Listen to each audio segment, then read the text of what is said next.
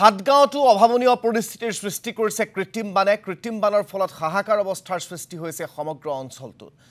প্লাবিত হৈ আছে বিস্তীৰ্ণ অঞ্চল বুধবাৰে দিছপুৰত মহানগৰীৰ বান সমস্যা সন্দৰ্ভত যিখন বৈঠক অনুষ্ঠিত হৈছিল সেই বৈঠকখনত সিদ্ধান্ত গ্ৰহণ কৰাৰ পিছতো কিন্তু এতিয়ালৈকে জিলা আয়ুক্ত গৰাকী গৈ ৰাইজৰ কাষত উপস্থিত হোৱা নাই যাৰ বাবে এতিয়া প্ৰতিক্ৰিয়াৰ সৃষ্টি হৈছে আমি হাটগাঁৱৰ সেই বান পৰিস্থিতি আপোনালোকক পোনপটীয়াকৈ দেখুৱাবৰ বাবে জ্যেষ্ঠ সাংবাদিক ঋত্বিক কৌশিকৰ কাষলৈ আপোনালোকক লাইভত লৈ গৈছো ঋত্বিক কৌশিক সমগ্ৰ মহানগৰ এতিয়া বানপানীত ডুবি আছে বুলি ক'লেও ভুল কোৱা নহয় হাটগাঁৱতো কৃত্ৰিম বানে ভয়াৱহ ৰূপ ধাৰণ কৰিছে এতিয়াও কিন্তু সেই কৃত্ৰিম বানত বুৰি থকা ৰাইজৰ দুখ দুৰ্দশাৰ বুজ ল'বলৈ জিলা আয়ুক্ত গৰাকী কিংবা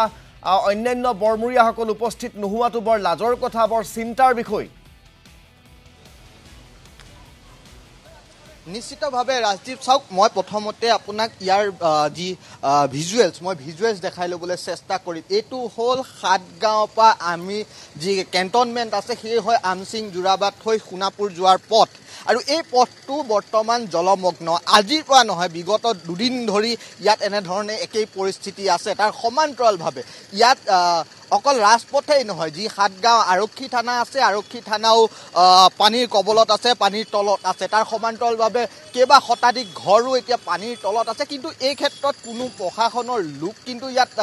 উপস্থিত হোৱা নাই বা তেওঁলোকৰ ক্ষেত্ৰত সামান্য খোৱা পানীয়ে হওক বা খাদ্য বস্তুৱে হওক সেই যোগান ধৰা ইয়াত পৰিলক্ষিত হোৱা নাই এনেধৰণে এতিয়া মৰণক শৰণ দি নিজৰ বাহন হওক খোজকাঢ়ি হওক দুচকীয়া বাহন হওক গাড়ী হওক তেওঁলোকে নিজৰ কৰ্মস্থলীলৈ যাব লগা হৈছে তেওঁলোকে বিভিন্ন কামত ওলাই যাব লগা হৈছে আমাৰ লগত ইয়াত স্থানীয় লোকসকল আছে যুৱকসকল আছে তেওঁলোকৰ পৰা আমি জানি কেনেকুৱা ধৰণৰ পৰিস্থিতি ভিতৰৰ ফালে ইয়াত বহুতো পানীৰ সমস্যাৰ সৃষ্টি হৈছে ছাত্ৰ ছাত্ৰীবিলাকে স্কুলত সময়ত যাব পৰা নাই আৰু জনসাধাৰণৰ মাজত বহুতো সমস্যাৰ সৃষ্টি হৈছে গাড়ী ফাঁচি গৈছে কি বুলি কয় সেইকাৰণে চৰকাৰৰ ওচৰত দাবী যে নালাবোৰ ওখ কৰি দিয়ক আৰু পাথৰকুটি দলংখন অতি শীঘ্ৰে কামটো সমাপ্ত কৰে এয়ে কৈ মই চৰকাৰৰ ওচৰত মোৰ দাবী প্ৰস্তাৱ কৰিলোঁ আপোনালোকে কেনেধৰণে ইয়াত দেখিছে বিগত দুদিন ধৰি এনেধৰণেই পানী আছে পানী হ'লে আপোনাৰ হাটগাঁও বাসী ৰাইজে বহুত পানীৰ কবলত পৰে আপোনাৰ ধৰক হাটগাঁও যিমান অঞ্চলটোত আছে আপোনাৰ দলবাৰী হওক আপোনাৰ হাটগাঁও থানা হওক আপোনাৰ SFS স্কুলটো বিশেষকৈ আমাৰ স্কুলৰ যিখিনি ষ্টুডেণ্ট আছে অহা যোৱাত বহুত অসুবিধা হৈছে আৰু যি অলপ পানী হ'লে আপোনাৰ যোৱাকালিও পানী হ'ল অলপ পানীতে আপোনাৰ হাটগাঁওখন ডুব যায় এই নালাখন আমি অতি শীঘ্ৰে মানে চৰকাৰক দাবী জনাইছোঁ অতি শীঘ্ৰে আপোনালোকে ৰাস্তাটো মেৰামতি কৰি দিয়ক আৰু যি আমাৰ পাঠ্যক্ৰম দলং এটা বনাই আছে নতুনকৈ সেইটো কামটো সোনকালে আমি শেষ কৰিবলৈ দাবী জনাইছোঁ হাটগাঁও ছাত্ৰতন্ত্ৰৰ তৰফৰ পৰা নিশ্চিতভাৱে ইয়াত বহু সমস্যা আছে ইয়াত দেখিবলৈ পাইছে বহু লোক এনেধৰণে এতিয়া ইয়াত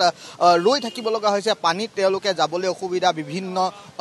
লোক আছে আপুনি ক'ৰ পৰা আহিছে ডেলিভাৰী দিবলৈ আহিছে হয় মই ডেলিভাৰী দিব আহিছোঁ পাথৰকুৱাৰীৰ পৰা মই এতিয়া যাম আপোনাৰ হাটগাঁও লাইনটো গোটেইটো দিম গোটেইটো এইকণতে পানী এটা কাৰণে পাৰ হ'ব নোৱাৰাৰ কাৰণে ইয়াতে ৰখি আছোঁ মানে ইয়াতে ৰখি আছোঁ অকণ বৰষুণ হ'লে পানী হৈ যায় ইয়াতে আপুনি মোৰ 2 ঘণ্টা হ'লেহে মই পানীৰ কাৰণে যাবই পৰা নাই মোৰ ডিউটি আছে এতিয়া ৰখি আছোঁ চাই লওঁ পানীটো শুকালে ঋত্বিক আপোনাক ধন্যবাদ জ্ঞাপন কৰিছোঁ হাটগাঁৱৰ বা কৃত্ৰিম বান পৰিস্থিতিৰ পৰিৱেশ আমাক দেখুওৱাৰ বাবে এইদৰে এতিয়া কৃত্ৰিম বানে জ্বলা কলা খুৱাইছে মহানগৰবাসীক